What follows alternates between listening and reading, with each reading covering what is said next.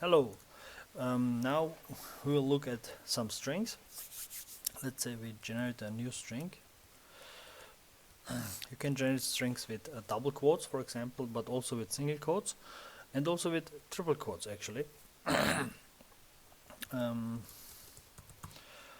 Our string is hello world, and we will print that string. And then you see we just print hello world. Now I will show you so-called special characters. For example, if I put in between \n and we print that string again, you will see that we have hello world. These special characters are also called escape characters, and there are several of them. For example, tab, new line, tab again. Now let's print that again, and then you see we get tab, new line, tab, and then world. Okay, so why am I mentioning that? Maybe sometimes you want these special characters to stay in your string. Then you have to use what is called a raw string, and for that you can just put here an R, and now if we print that string, this special character stays in there. You might need that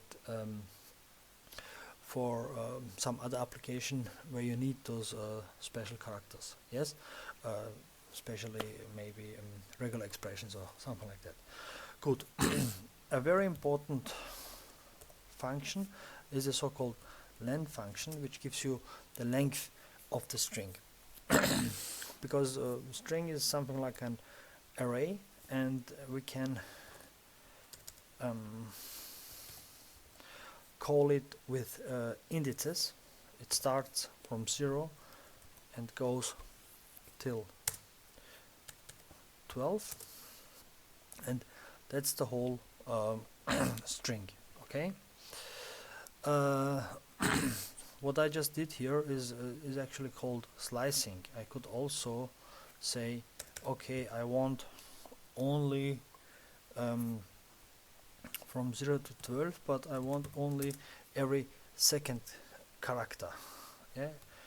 What we have done here is basically following. You say where to begin, where to end, and then your step. Okay. And the good thing is this can be also done backwards. We can say, okay, the end is 12, begin is 0, but count backwards. Then we get the whole string backwards. So what we get here is